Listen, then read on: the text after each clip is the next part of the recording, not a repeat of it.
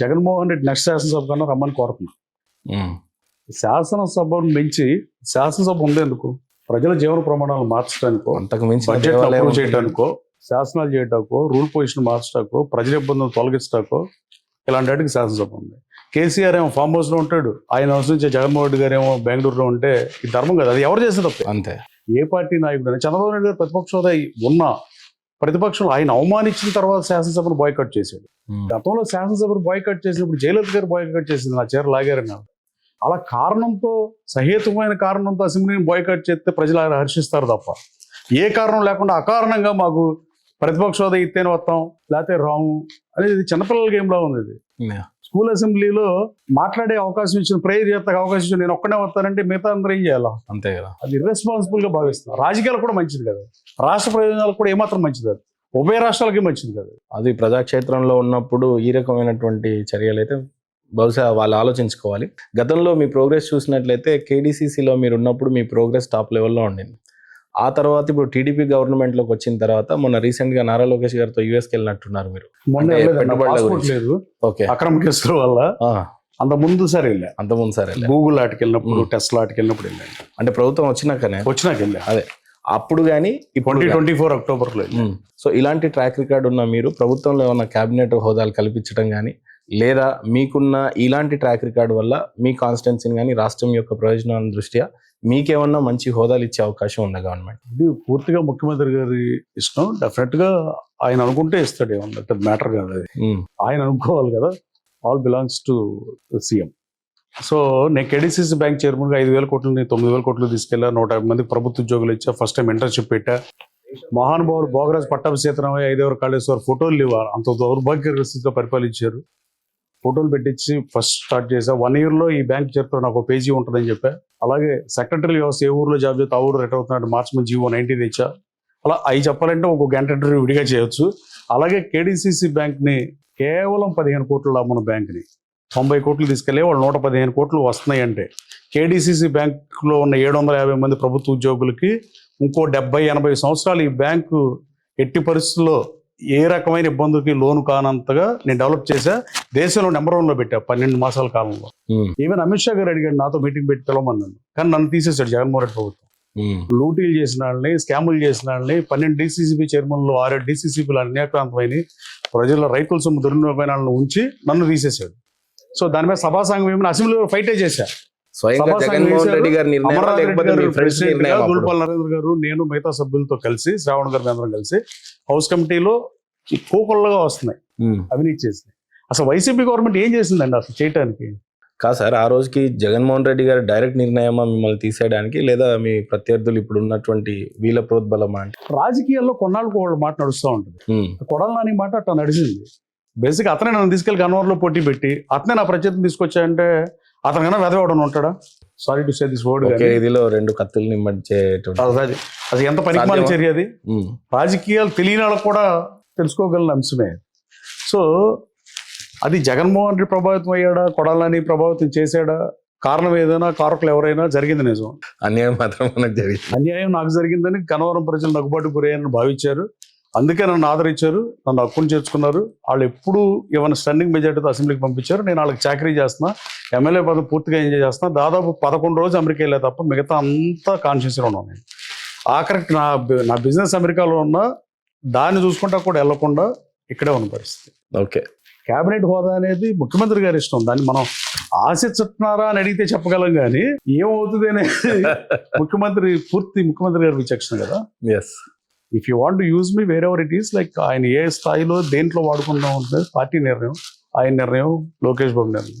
ఈరోజు రాష్ట్రంలో ముఖ్యమంత్రి చంద్రబాబు నాయుడు గారి ప్రోద్బలం అనవచ్చు, లేదా రామ్మోహన్ నాయుడు గారి మంచి పనిచేసే విధానం కావచ్చు. భోగపురం ఎయిర్పోర్ట్ ఒక పక్కన మంచి పేరు సంపాదించి ఇండియా మొత్తం భోగపురం ఎయిర్పోర్ట్ యొక్క స్పీడ్ గురించి మాట్లాడుతుంటే, జగన్మోహన్ రెడ్డి గారు క్రెడిట్ చోరీ చేసుకోవడానికి టీడీపీ ప్రభుత్వం వచ్చింది, ఇది మేమే చేశాము, కానీ గతంలో మేం చేసాము, 2026లో మొదటి ఫ్లైట్ అనేది ఎగురుతుంది అని ఆ రోజే చెప్పాము అని వాళ్ళు చెప్తున్నారు. క్రెడిట్ ఎవరికి అని అంటే ప్రభుత్వంలో చేసిన మంచి ఏమన్నా నేను చేశాను దాన్ని క్లెయిమ్ చేసుకోమన్నాను. ఫస్ట్ దేశంలో నెంబర్ 1 స్థానంలో కృష్ణా జిల్లా కోఆపరేటివ్ సెంట్రల్ బ్యాంక్ మా ప్రభుత్వ హయాంలో ఉంది, నా పేరు చెప్పకుండా చెప్పుకోమన్నాను. 150 మందికి ప్రభుత్వ ఉద్యోగాలు జగన్మోహన్ రెడ్డి ప్రభుత్వంలో ఇచ్చింది నేను ఒక్కడే ఇంకెవ్వరు ఇవ్వాల. ఏ చైర్మన్ ఇవ్వాల, ఏ బ్యాంక్ చైర్మన్ ఇవ్వాల. చేసింది చెప్పుకోకుండా ఊరిని అవన మాటలు చెప్తా, హరికథలు చెప్తే జనం వినే పరిస్థితి లేదండి.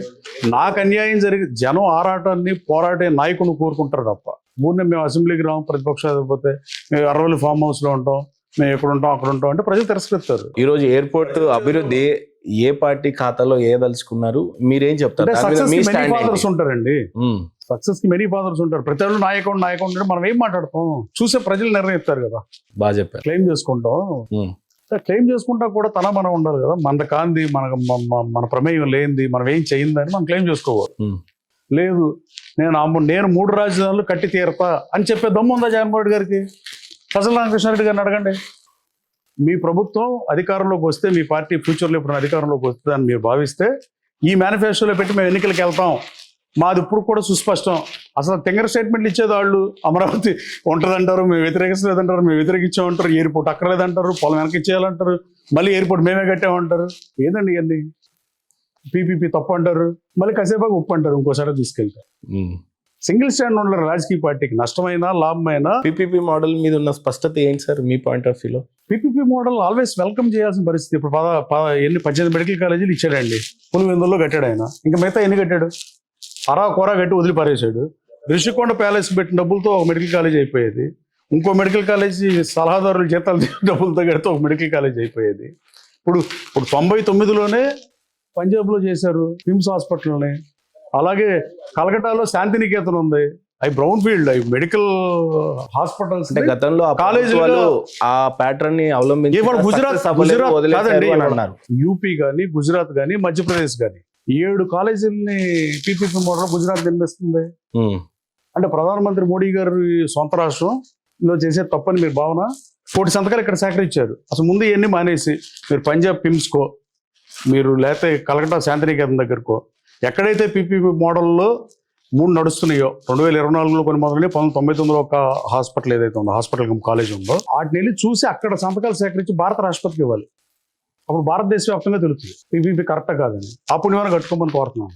ఈ రోజున ఈ మెడికల్ కాలేజ్కి టెండర్లు వేస్తూ ఉంటే ఏ హాస్పిటల్స్ కానీ, ఏ సంస్థలు కానీ రాకపోవడం అనేది చూస్తూ ఉన్నాం. ఒకటి ఇలాంటి విమర్శలు ఒకటి వినిపిస్తూ ఉన్నాయి. ఎందుకు కేసు వేసారు, కోర్టులో కేసు వేస్తే రివ్యూ చేసి ప్రభుత్వం నుండి స్పందన కావాలి అని చెప్పి కోర్టు చెప్పిన విధానాన్ని ఇప్పుడు చూస్తున్నాం. కోటి సంతకాల విషయంలో అసలు ఈ రాకపోవడం గల కారణాలేంటి? ప్రభుత్వం మీద లేని విశ్వాసమా, లేకపోతే ప్రభుత్వం మీద లేని నమ్మకమా? చంద్రబాబు నాయుడు గారికి మించిన అదేం కాదు. చంద్రబాబు నాయుడు గారి మీద నమ్మకంతోనే మైక్రోసాఫ్ట్ వచ్చింది. చంద్రబాబు నాయుడు గారి మీద నమ్మకంతోనే పెట్టుబడులు వచ్చినాయి. చంద్రబాబు నాయుడు గారే 10 రెట్లు బడ్జెట్ పెంచాడు. చంద్రబాబు నాయుడు గారే బ్రాండ్ అంబాసిడర్గా ఉన్నాడు ఐటీకి. చంద్రబాబు నాయుడు గారి హయాంలోనే ఔటర్ రింగ్ నిర్మాణం కానీ, ఎక్విజిషన్ చేద్దామన్న ఆలోచనలు కానీ, శంషాబాద్ ఎయిర్పోర్ట్ కడదామన్న ఆలోచనలు కానీ, ఇన్ఫ్రాస్ట్రక్చర్ డెవలప్ చేయాలన్న ఆలోచన, కనీస ప్రాథమిక విధులు ఏవైతే ప్రభుత్వం అనుకుంటే అవన్నీ చంద్రబాబు నాయుడు చేశాడని చంద్రబాబు నాయుడు గారిని పార్టీలకు అతీతంగా మంచి అడ్మినిస్ట్రేటర్ ఒప్పుకుంటారు. రాజకీయంగా విభేదించవచ్చు, రాజకీయంగా విమర్శలు చేసి. అంటే ఇంత ట్రాక్ రికార్డ్ సంస్థలు రాకపోవడానికి గల కారణాలు ఏంటి? గతంలో కిమ్స్ దానికి వచ్చి వెళ్ళిపోవడం అనేది విన్నాం. కిమ్స్ కాదు, కిమ్స్ లో పనిచేసే ఆయన టెండర్ అయితే కిమ్స్ అనుకుంటారు. అసలు మొత్తం చూడరాళ్ళు, ఫస్ట్ పేజ్ పట్టుకుని మొదలెట్టేస్తారు దుకాణం. కానీ లాస్ట్ పేజ్ వరకు చూసి మాట్లాడితే బెటర్ అని వాళ్ళకి ఎత్తపడుతున్నా. అసలు ఇంకోటి సుస్పష్టంగా చెప్పదలుచుకుంటున్నా, మీరు ఎందుకు లేఖలు రాస్తున్నారు? చంద్రబాబు నాయుడు గారి ప్రభుత్వం మీద నమ్మకం లేకపోవడం క్వశ్చన్ లేదు. 26.3 లక్షల కోట్లు లాస్ట్ 9 months లో, మొన్న ఏప్రిల్ నుంచి డిసెంబర్కి వస్తే దేశంలో దాదాపు 25.3%, అంటే 1/4 కన్నా ఎక్కువ పెట్టుబడులు ఆంధ్రప్రదేశ్ రాష్ట్రంకి వచ్చింది. మీకు కనపట్టలేదా, మీకు వినపట్టలేదని వైసీపీ నాయకులు. ఇక్కడ ఇంకో అభియోగం ఉంది టీడీపీ మీద. ఏంటంటే ప్రభుత్వాల జీతాలు కూడా మేమే ఇస్తాం కానీ ప్రైవేటీకరణ చేసిన తర్వాత ఇది పెద్ద స్కామ్ కాబట్టి అందుకు రావట్లేదని వాళ్ళు విమర్శిస్తున్నారు.